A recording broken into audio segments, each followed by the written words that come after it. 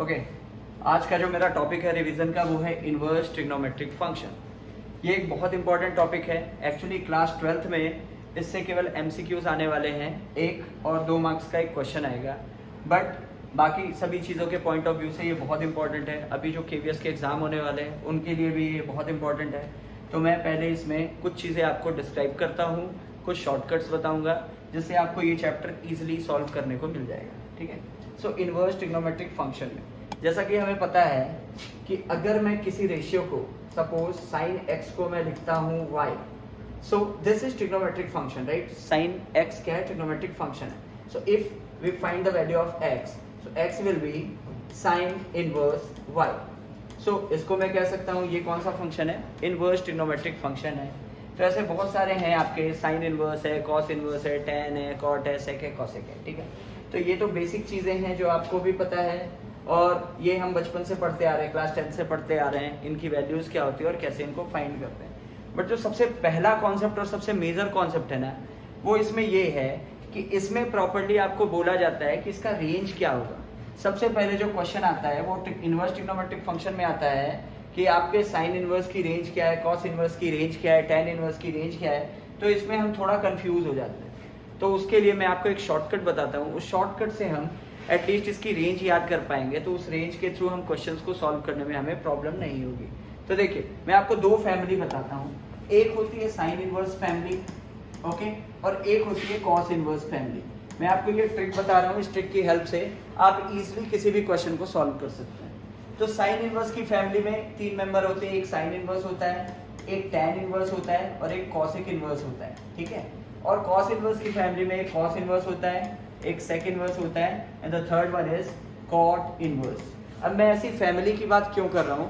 क्योंकि जब आप ग्राफ बनाओगे तो उस ग्राफ में जो आपका रेंज आएगा वो रेंज इन फैमिली के हिसाब से आपको याद करने में इजी आएगा। जैसे आपको पता है कि साइन इनवर्स के लिए जो रेंज होता है वो होता है आपका -π/2 से π/2 एंड कॉस इनवर्स के लिए जो आपका रेंज होता है वो रेंज आपका होता है 0 से π। ये तो आपको अच्छे से पता है बिकॉज हमने पढ़ा है, ट्रिग्नोमेट्रिक फंक्शन में भी पढ़ा है कि साइन की मैक्सिमम वैल्यू +1 और मिनिमम वैल्यू -1 होती है और कॉस की भी मैक्सिमम वैल्यू +1 और मिनिमम वैल्यू -1 होती है। ठीक है, साइन की वैल्यू अगर +1 होती है तो +1 किस पे होती है? π/2 पे, और -1 होती है -π/2 पे। अगेन कॉस के लिए भी कॉस की मैक्सिमम वैल्यू 0 पे 1 होती है और मिनिमम वैल्यू पाई पे -1 होती है। ये हमने पढ़ा हुआ है। बट इसको मैं साइन इनवर्स में और कॉस इनवर्स में रेंज के कॉन्सेप्ट पे कैसे फुलफिल कराऊं कि आपको ये फैमिली पे आपको ये फॉर्म याद हो जाए। तो देखो, इसका सिंपल सा तरीका है। साइन इनवर्स क्लोज इंटरवल में -π/2 से π/2 तक लाई करता है। टेन आपको पता है इन्फिनिटी माइनस में और प्लस में जाता है, तो ये क्या जाएगा? -π/2 से π/2 पे। ओके, मैंने आपको बताया अगर ये फैमिली है तो जो कैरेक्टरिस्टिक साइन इनवर्स की होगी the same characteristic will follow with tan inverse and cosec inverse. Again come to this point, cos inverse की जो कैरेक्टरिस्टिक है सेम कैरेक्टरिस्टिक सेक की भी होगी और कॉट की भी होगी, but there is some minor difference. वो माइनर डिफरेंस को आपको समझना बहुत जरूरी है। साइन इनवर्स में क्लोज इंटरवल यूज कर रहे हैं, tan में आपको ओपन यूज करना है, but the content is -π/2 and π/2 and the third one cosec. Cosec के लिए भी आपको यूज करना है -π/2 एंड π/2 तो यूज करना है।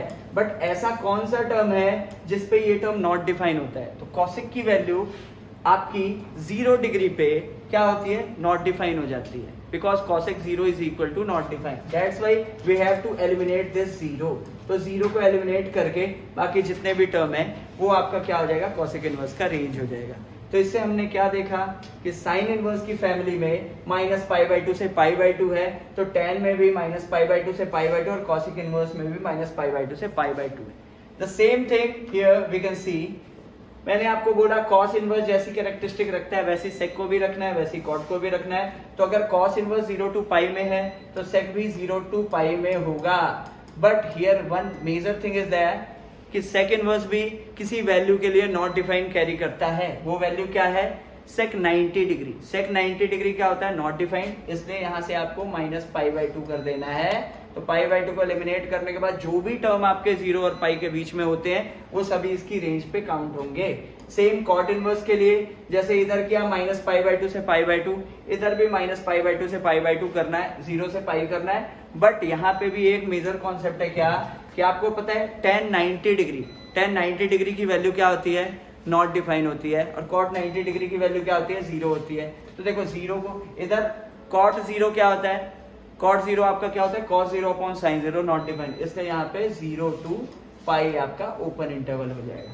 तो इस तरीके से अगर फैमिली वाइज आप पढ़ेंगे तो आपको बहुत सारे कॉन्सेप्ट है इसमें जो कि मैं आपको बताऊंगा, फैमिली वाइज आपको ये बड़ी जल्दी याद हो जाएंगे, ठीक है। तो ये आपने देख लिया। इसके बाद बढ़ते हैं हम कुछ बेसिक फॉर्मूले पे। देखिए जैसे अगर मैं पॉजिटिव एंगल की बात करूं, पॉजिटिव एंगल जैसे मैंने आपसे पूछा कि साइन इनवर्स √3/2 की वैल्यू क्या है, तो आप बोलोगे सिंस दिस इज पॉजिटिव, तो पॉजिटिव मतलब फर्स्ट क्वाड्रेंट में ये लाई करेगा, और लाई करने के बाद इसकी वैल्यू हम क्या बोल सकते हैं, √3/2। साइन में कौन सी वैल्यू होती है, तो आप बोलोगे 60 डिग्री की वैल्यू होती है, मतलब π/3 is the answer, okay.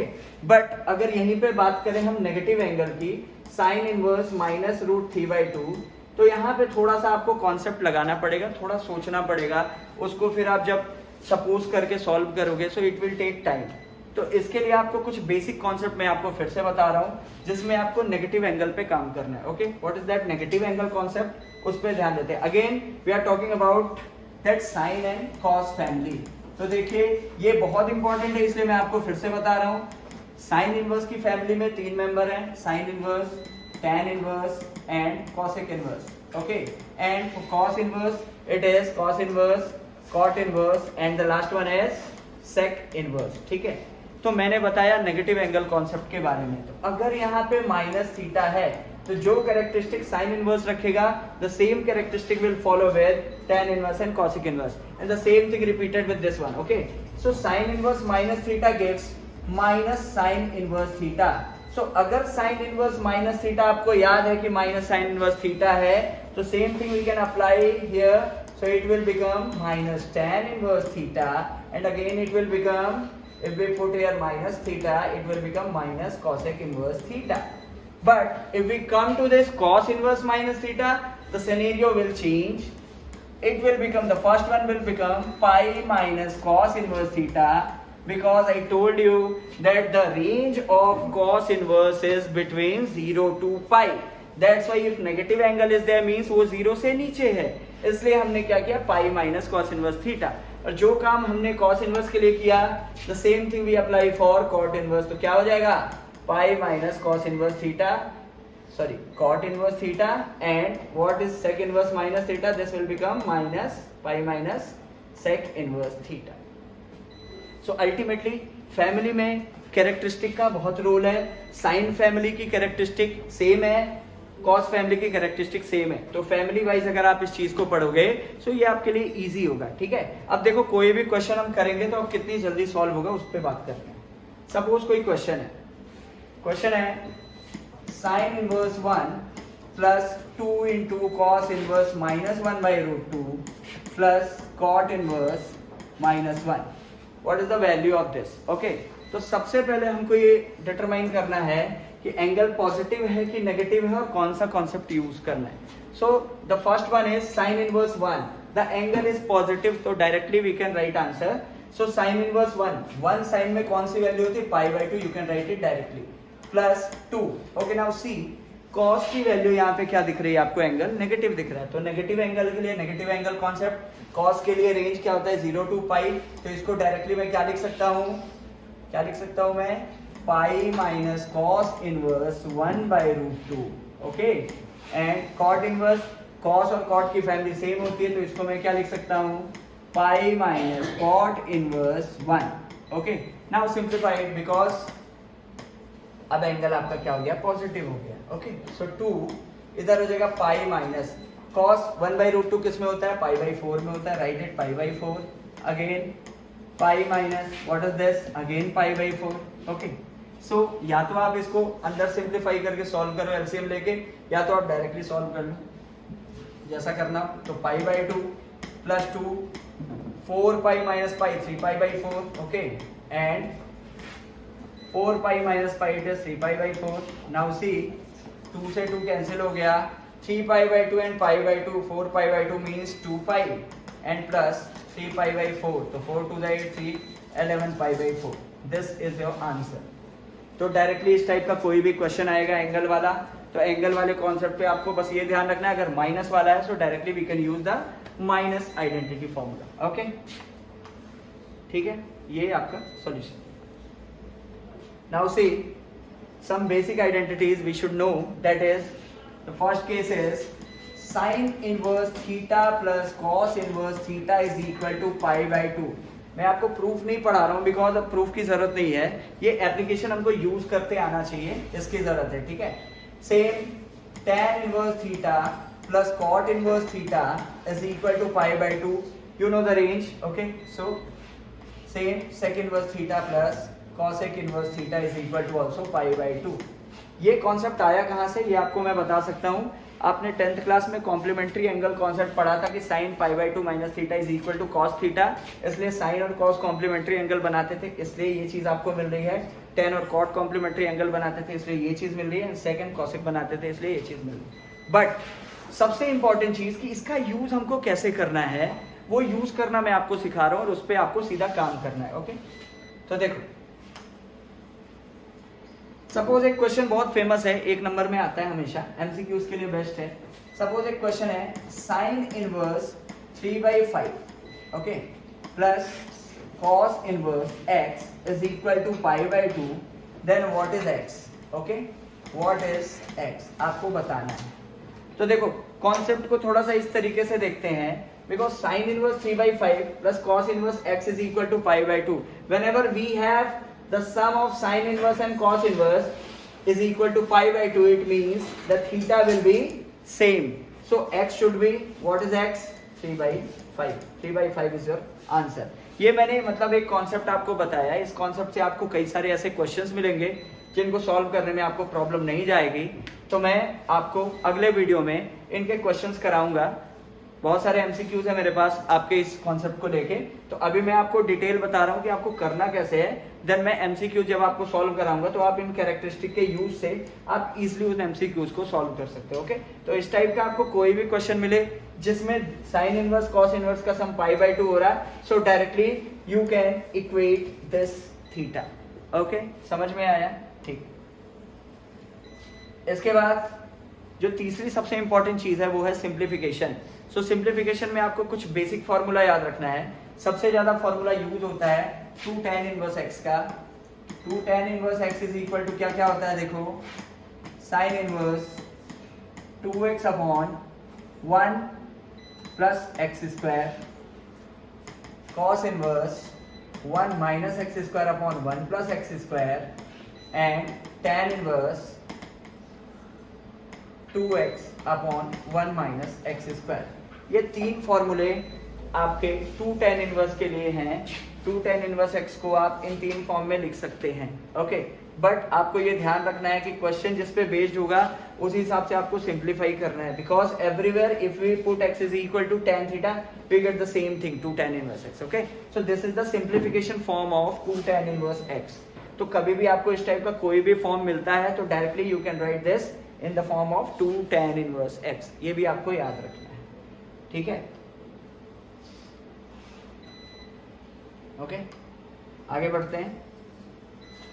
The last thing, एक बहुत इंपॉर्टेंट क्वेश्चन है जो पेपर में अक्सर देखने को मिलता है, जिसमें आपको डायरेक्टली क्वेश्चन को सॉल्व करने बोलता है कि solve sine inverse sine 5π/4. This is the question. Okay, ये आपके सामने एक क्वेश्चन है और आपको बोल रहा है कि साइन इनवर्स साइन 5π/4 आपको सॉल्व करना है. कैसे करोगे? तो जनरली हम क्या करते थे, साइन इनवर्स साइन दोनों एक दूसरे के इनवर्स है, कैंसिल हो जाएगा तो आप आंसर लिख देते हैं 5π/4. ओके, बट क्या ये आंसर आपके साइन इनवर्स के प्रिंसिपल रेंज पे लाई कर रहा है कि नहीं, आप ये चेक करो. तो देखो साइन का प्रिंसिपल रेंज क्या होता है, -π/2 से π/2. ये आपका प्रिंसिपल रेंज होता है. और 5π/4 की वैल्यू क्या -90 से +90 के बीच में है क्या, आप चेक करो. π/4 का मतलब होता है 45. 2π/4 का मतलब होता है 90, ये 5π/4 है। 5π/4 मतलब ये 180 से भी ज्यादा एक्सीड कर जाएगा। तो ऐसी सिचुएशन में आप इसको सॉल्व नहीं कर सकते हो, does not belong to this. तो क्या करना पड़ेगा, पहले इसका कन्वर्जन करना पड़ेगा। अब देखो ये कन्वर्जन क्या है उसको मैं बताता हूँ, बहुत इंपॉर्टेंट क्वेश्चन है और कॉम्पिटिटिव एग्जाम में बहुत पूछा जाता है। ओके, तो देखो इसका कन्वर्जन साइन इनवर्स, सबसे पहले क्या करना है आपको, डिनोमिनेटर के रेस्पेक्ट में न्यूमरेटर को ब्रेक करना है। डिनोमिनेटर कितना है, 4 है, तो न्यूमरेटर को 4 के हिसाब से ब्रेक करो। तो देखो मैं इसको क्या लिख सकता हूँ, 4π + π, दिस इज कॉल्ड 5π/4। यस और no? Okay, now see sine inverse, sine अगर मैं इसको सेपरेट करता हूं तो 4 से 4 कैंसिल हो जाएगा, पाई + π/4।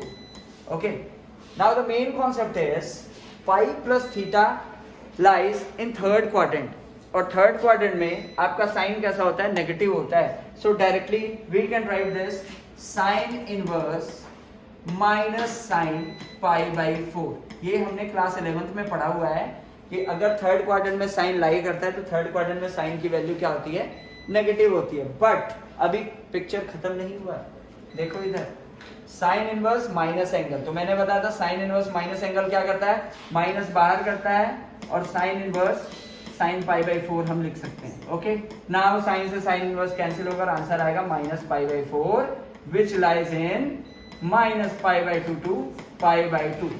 इस तरीके से कॉस के भी क्वेश्चन मिलेंगे आपको, टेन के भी क्वेश्चन मिलेंगे, जितने भी क्वेश्चन मिलेंगे जो प्रिंसिपल रेंज पे लाई नहीं करते हैं तो आपको सबसे पहले उसका फॉर्मेशन करना पड़ेगा, और after that you can solve such type of question. तो ये आज शॉर्ट वीडियो एक मैंने बनाया ताकि आपको एक बेसिक डिटेल दे सकूं इनवर्स ट्रिग्नोमेट्रिक फंक्शन के ऊपर, और कल मैं आपको इनवर्स ट्रिग्नोमेट्रिक फंक्शन के एमसीक्यूज कराऊंगा। तो उन एमसीक्यूज में हम जो भी चीजें यहाँ पे पढ़ी है हमने, उन्हीं चीजों को हम यूज करेंगे और हम देखेंगे कि क्वेश्चंस को सॉल्व करने में हमें कोई प्रॉब्लम नहीं होगी। Okay, thank you.